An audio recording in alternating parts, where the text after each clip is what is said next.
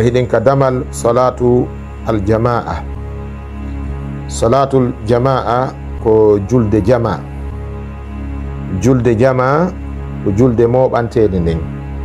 Eɗen andi ka arande lawol ari noddinanu ndun ko ewnagol as-salatu jami'a. Ko ɗum ɗo woni ko julde noddinirana ha annabi sallallahu alaihi wasallam moɓi sahaba ɓe ñande goo e mashwara ɓe landiɓe ene eɗen noddirde nin faade e juulugol ngol ko hombo e meɗen kadi mari konguɗi fewuɗi ko noddiren jama on faade e juulugol ngol. Woɓɓe addi feere wonde haray enen kadi waɗen talen no alyahude an nasara warri noon. Woɓɓe wi waɗen buuga mi mana ko wuttete ka alaɗi ko wiyete trompette kon. Woɓɓe goo wi wote waɗu ɗum si waktu heewi yo goɗɗo jindu e saare nden andintina jama on.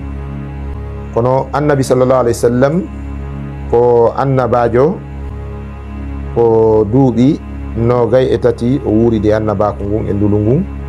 Gurdam makko aduna ɗan fof ko duuɓi 60 ko duuɓi 40 woni ko nulira. Kono ndulu makko ngun no feƴƴi nden dumunde ɗon. Ndulu makko ngun ko risalatun ila qiyami sa'a. Nulal annabi meɗen muhammadin sallallahu alaihi wasallam ko ndulu ha ñande dargal dari. Ko ɗum waɗi o créyani wuuridanoɓe makko ɓen solution, o accani en kadi enen iwtiroɓe ɓawa ɓen kadi solution. Seede mum si nelaɗo jaɓannoɓe nden ñande si waktu heewi yo sallijo jindu ka saare andintina yimɓe ɓen hari nden ñande no wawi wonde. Kono est ce que hande no wawi wonde? Hande julɓe ɓen koɓe milliard ji 2 no gasa e ko fawi. Si tawino si waktu heewi ɓen ɗon fof hewteno ka cuuɗi mum andintini e waktu heewi en wiyayno c'est pas la peine hande kadi ka. Donc ɓe yewti ɗon ha oɗo sahabajo aroyi no hoyɗi noddinanu ɗum. Ɓay o hoyɗitike nelaɗo sallallahu alaihi wasallam ko hoyɗi kon ɓe maaki konko Allah holluma ɗon ko ɗum ɗon noddiniranten faade e waktu on. Konngol ngol as-salatu jami'a ngol ɗon ngol woni bortangol. Idan jami'a e jama'a kalimaji ɓaɗodirɗi. Sa wi jama'a ko dental, sa wi jami'a ko rendidirante. Mana jama'a ko moɓande, jami'a ko moɓante. O wi ɗo salatul jama'ati julde jama nden, julde hanande moɓodiranede nden. O attori kanko ceerno on hadis Abu Hurairata radiyallahu anhu, hadis mo imam Muslim yaltini sellini ma filli ka sellunde makko. O maki an Abi Hurairata radiyallahu anhu qala ata an-nabiyya sallallahu alayhi wa sallam rajulun a'ma faqala ya rasulallahi innahu laysa li qa'idun yaquduni ila al-masjid fasa'ala rasulallahi sallallahu alayhi wa sallam an yurakhkhisa lahu fayusalliya fi baytihi farakhkhasa lahu falamma walla da'ahu sallallahu alayhi wa sallam faqala hal tasma'u an-nida'a bis-salah qala na'am qala fa'ajib. Oɗo hadis e gama e Abu Hurairata yo Allah welemo Abu Hurairata radiyallahu anhu. En andi Abu Huraira ko sahabajo mawɗo e sahabaɓe nelaɗo sallallahu alaihi wasallam. Bal oɗo ko ɓeynatamo ko magasin, ko dukkanu sunna, ko boutique sunna. Kanko tun imo mari hadiseje ɗo filli e annabi sallallahu alaihi wasallam, hadiseje hewɗe. Imo mari hadiseje guluje 5, 390 goɗɗum hadis, 5370 hadis, 5370 something hadis ko filli gay annabijo sallallahu alaihi wasallam. Inde makko nden tigi ko Abdurrahman geɗa Sakhru, Abdurrahman ibnu Sakhr. Ko dawsiyankojo, dawsu ko e leydi Yaman, ko gorol jeyangol e gori mawɗi ɗin, gori lasliji ɗin e leydi Yaman. Fi inde makko nden no yeddodira moƴƴa inde makko nden tigi tigi, kono ndede mi janti ɗo ko nde ɗo ɓuri lollude e ko ari kon ka marjuhat, mana ka jittale ko jitti kon e bange inde makko ko wonde mo wiye Abdurrahman, ben makko no wiye as-Sakhru, ko dawsiyankeɓe Yaman. Oɗo Abu Huraira o arno ka Islam, o ɓoyari ka Islam tawi annabi sallallahu alaihi wasallam fatike. kono ɗum ɗon na sharti ko ella yire e ɗuɗugol hadiseje makko ɗen. Sabu woɓɓe goo no wi'a wonde ko honno wuridiri e nelaɗo Allah, woɓɓe wi ko duuɓi 4, woɓɓe wi ko sengo ley duuɓi 4, ko honno wawi wuridirde e maɓɓe on tan daɓɓo ɗon kanko tun o filli, kanko woni aksaru sahaba riwayatan, kanko woni ɓurɗo ɗuɗude e sahaba ɓen ko filli ga e nelaɗo sallallahu alaihi wasallam. ɗon hiɗen wi'a ko angal famugol addata ha goɗɗo wola ɗum, sabu eɗen andi man jadda wajad, kala tinnaniɗo hunde o heɓa e nde. eɗa heɓa ɗo ɓiɓɓe ɗiɗo hara ko a julajo, yiɗa yo kaari wonu julajo, on ɗon ronka wono eɗen julajo ka. ɓarɗo ɓattima on, duumi takko ma on, haysi ko tolajo on ɗon ronoye commerce on. bimana as-sahabatu at-tafannaw, sahaba ɓen ɓe waɗno at-tafanni, ko wiyete at-tafanni, ɓe wonno spécialité ji. no woodi e maɓɓe ko ɓe ɓurno lollirde, ko ɓe ɓurno forirde ka bangal gandal ko tafsir, woɓɓe ko hadis, woɓɓe ko fiqhu, ba'duhum kanu fuqaha, wa ba'duhum kanu mu'arrikhin, wa ba'duhum kanu mufassirin.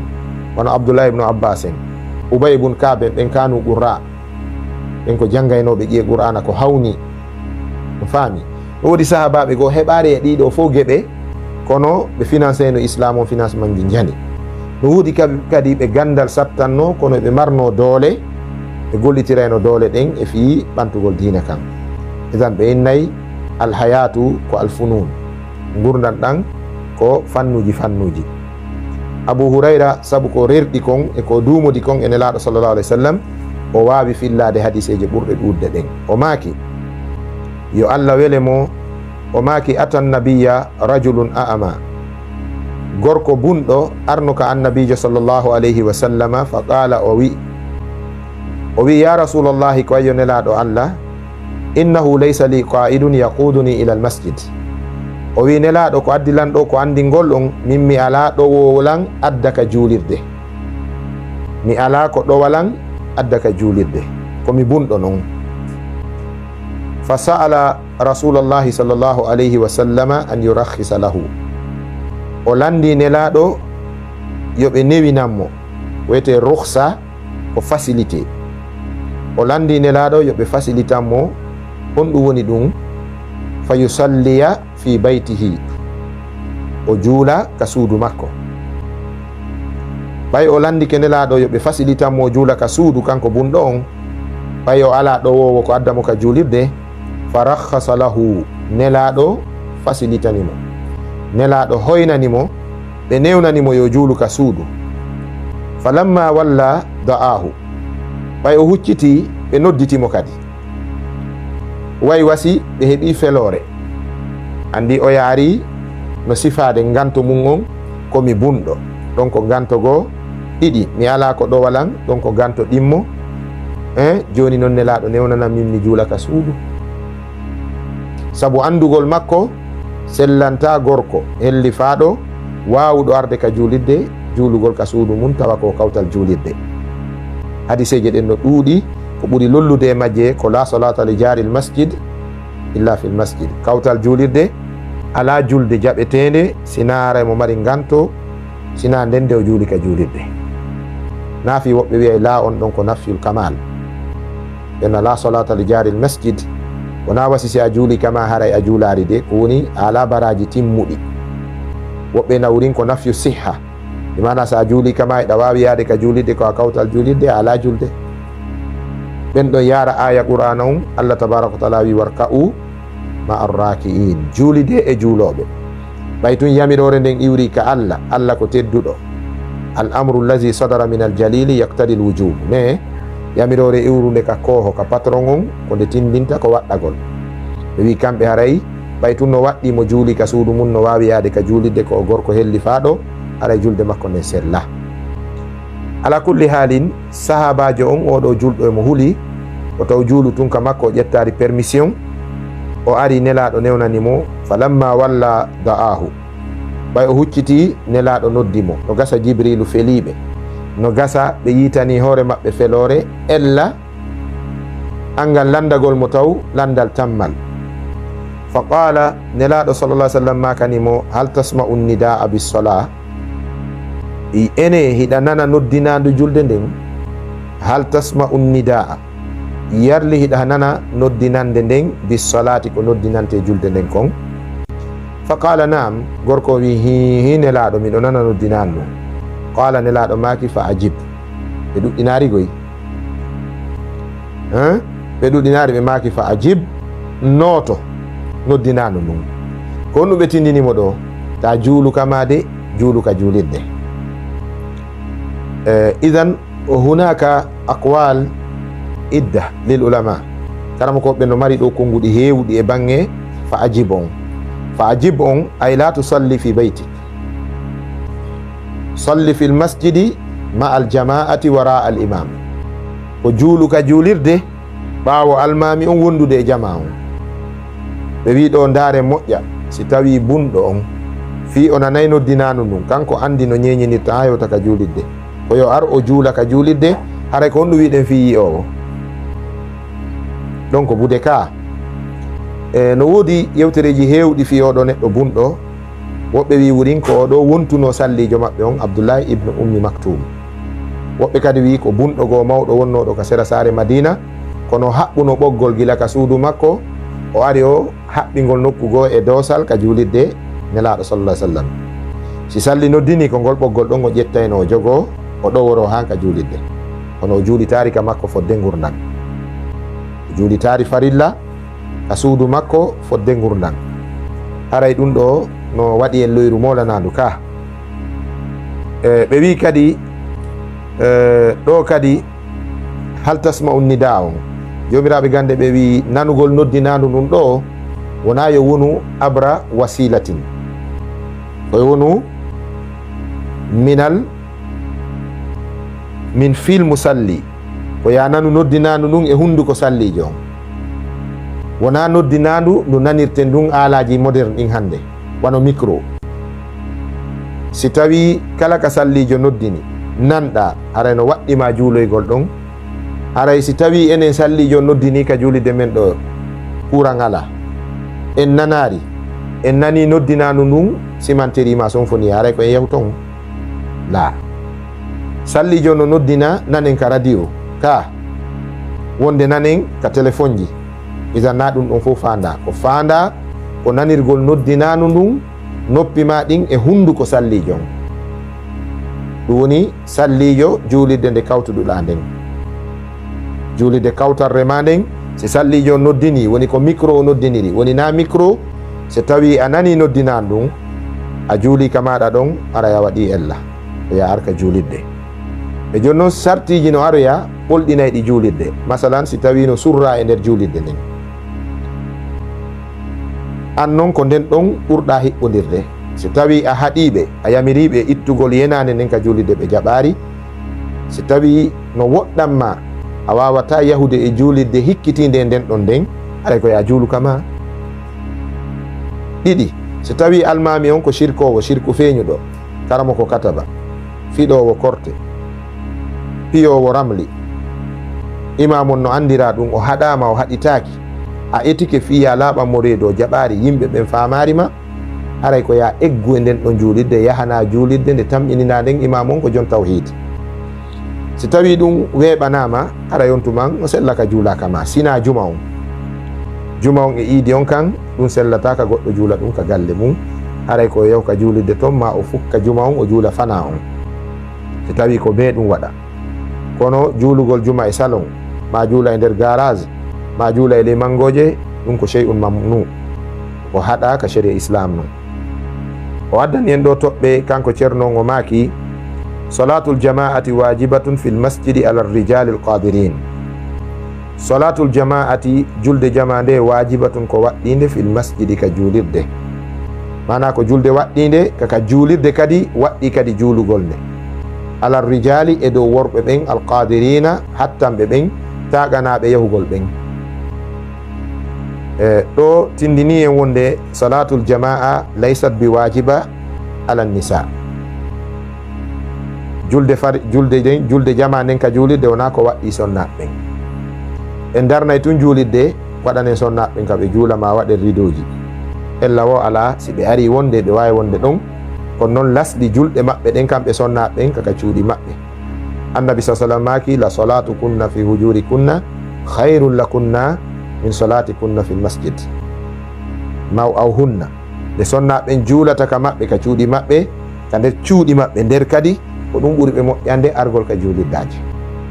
Sahaba ben famuno dum karande lawol be watti radade rewbe si be ari juulugol on tumanne la sallam maki la tamna'u ima allahi masajida falyakhrujna tafilat be maki gila do joni o tan hadu horbe Allah ben argol ka cuudi Allah juuliddaji accitebe be ara kono non yobe ar hara be foy gittini bi mana arabe paraki parande murtinayde darde worbe arabe urnaki urateriji jokkintinaydi darbe ko be moltobe ara arabe wadi conci mabbe islamu din be moltobe takko be nata ka julide be juula sabu wonde be nana e darsuji ton be nafitora be nana ton kadi khutbaji be nafitora be nana ton wajuji be nafitora kono argol mabbe ngol kambe sonna ben ka juuliddaje wona farilla few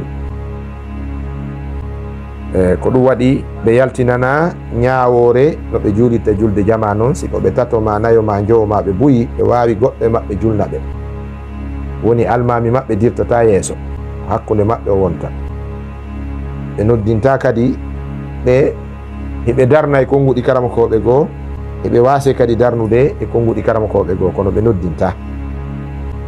O wi ɗimmum ɗum salatul jama'ati tafdulu salatal fardi bi 27 daraja.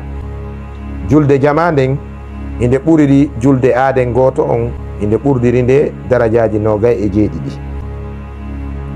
e fillaye goo ko darajaji 25 aqallu on.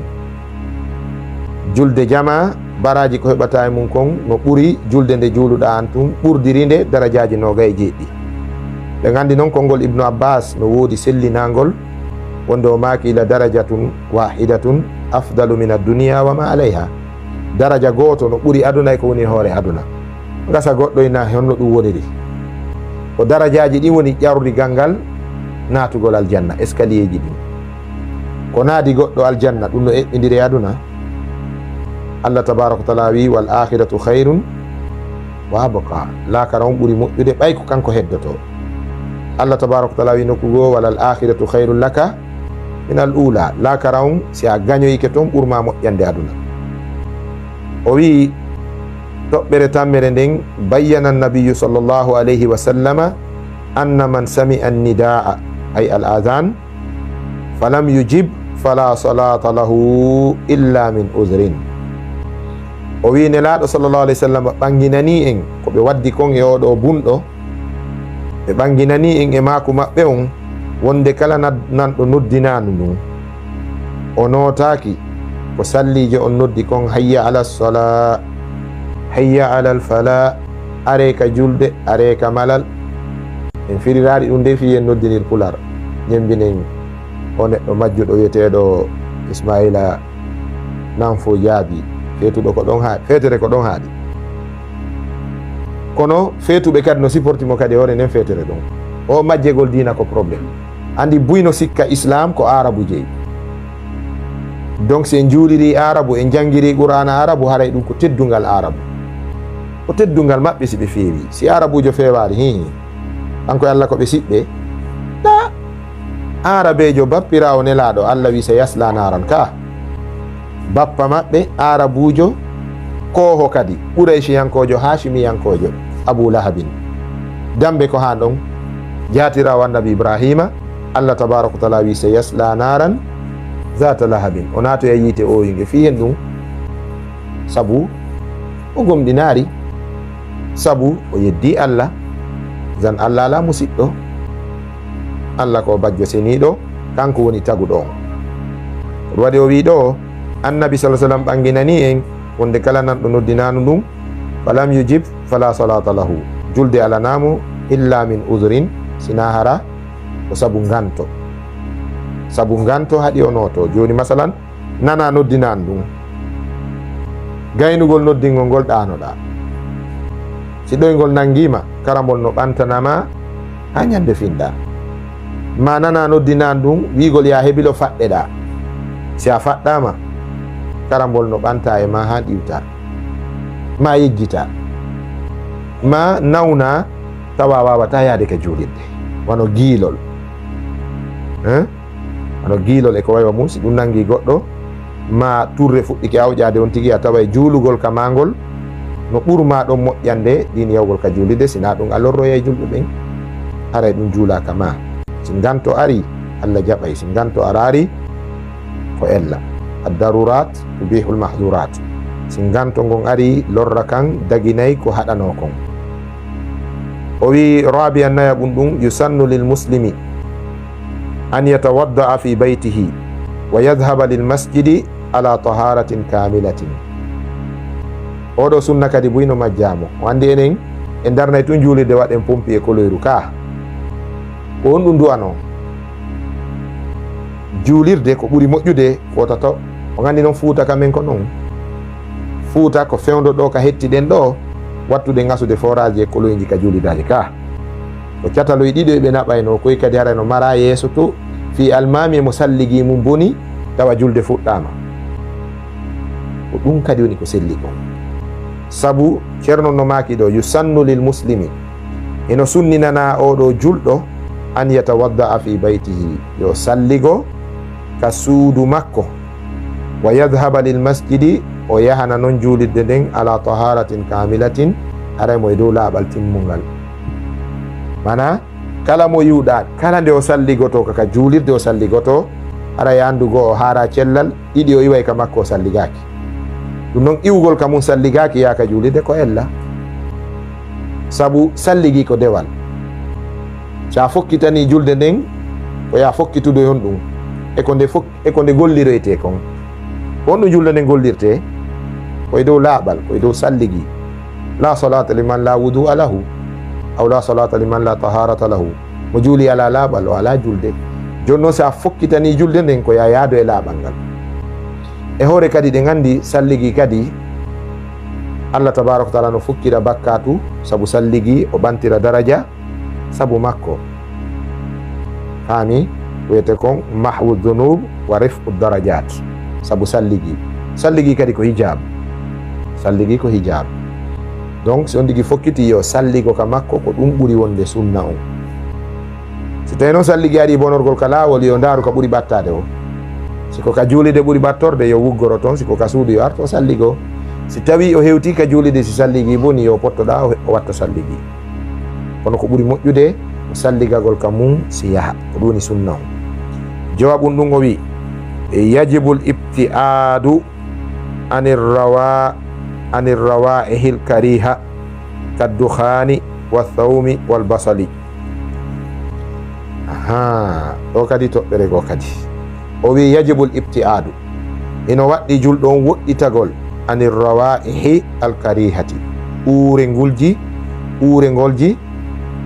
kanuɗi uurengol ɗin mana no waɗɗi neɗɗo julɗo yahowo tummodire tentini ka suudu Allah yo woɗɗito luuri tunudi luuri kanuɗi ɗin luuriji kanuɗi ɗin wano hon ɗum kaddu hani wano suka royti fami wano luuri suka royti suka on royti o fiimi o royti mana wano suka royti on tigi woɗɗito o cigarette luuri mum ndin wa thawmi e basalle laayi koye basaloyi to sukoyi ɗo gandi hay basalle jane ɗen fayda so a ñaami a gosaki a taway fayda an on haysi ella ala arde ma kono aray e ɓaɗodiraɓe ma ɓen itti e sikke noon basalle laayi hadis on wonde mo ñaami basalle taw orka juulide baɗɗe 40 wona hadise ne laaɗa noon kalam mawdu oko fena baka e maɓɓe wonde mo ñaami basalle o taw orka juulide baɗɗe 40 ɗum ko raɗagol yimɓe ɓen ka dina noon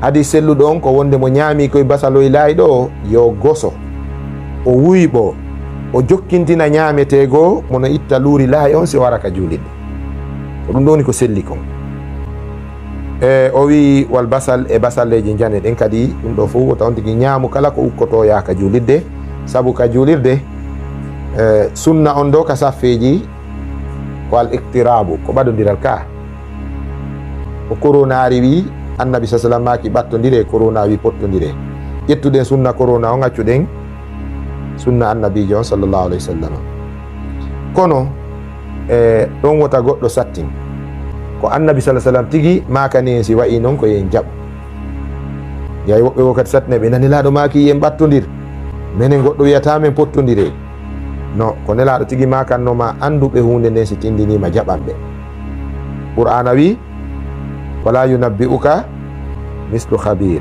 qur'ana wi fas'alu ahla dhikri in kuntum la ta'lamun qur'ana wi fas'al bihi khabiran dum do fu ko hedo humpitido si docteur be wi badondiral ngal raabine nawnare nden nawnare nden ari are ko pottodiral ngal woni sunna on don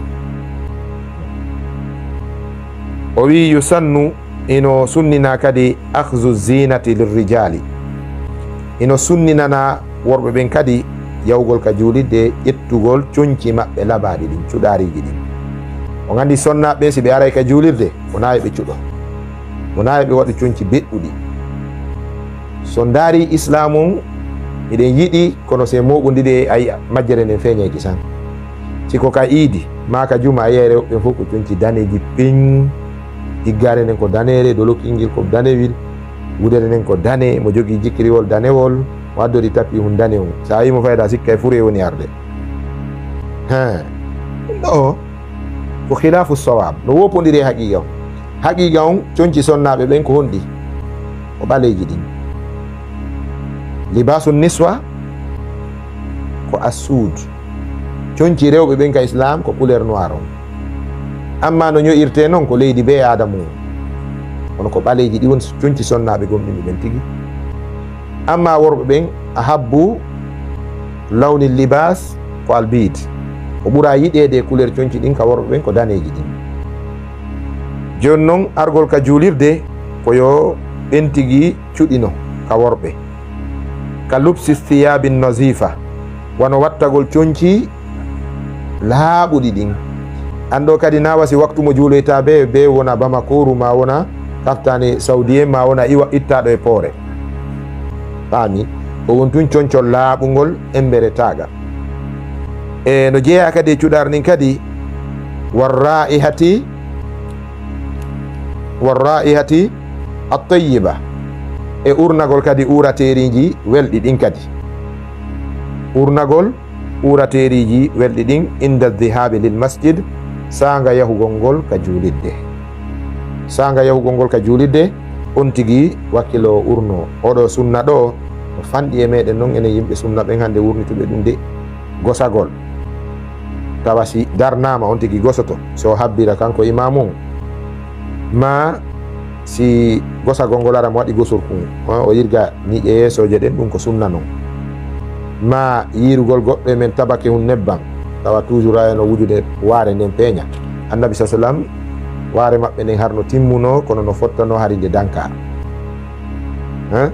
karama koɓe no fottani si on tigi yacciti waare nden tawi o dankotako nde haray ko ɓurgol nde ngol ɓuuri moƴƴude insan sunni tariku lihya la ya'tani biha fa halquha awla si tawi on tigi o sunnayankejo mo accitiri waare nde rewgol Allah o dankotako nde taw ñakkin islam on ɗon ko yo ittuni sunna on sabu ko hana ɗum dankede o wi jeɗɗaɓum ɗum yamshi lissolati bi sakinatin wa waqarin sa on tigi no yaade ka juulugol ngol ko yo yaadu ko wiyete kon deƴere e neɗɗanke yagal moko ba yagal ɗe gandi yaadu deƴuru yaadu deƴere ko yahugol ara lawadde porgo parga mono yaade ka juulidde kala yiwɗo mo yo andu o no fokkitande teddude ka sen fokkitiɗo reni yo famille en neɓay ka chambre hara eɗen parade tinto ndaara sen fokkiti yaltugol pay kum fokkiti jaɓɓagol en koyɗe jogue o bobo yandi taw wujan nebban ka donc haala on tigi no comporti ko ɗum woni mana yewtere nden ɗo yahowo ka juulidde koyo comporto ko ɗum woni bi sakinatin e deƴere wa waqarin e makko ba yagal bete yagal kelɗere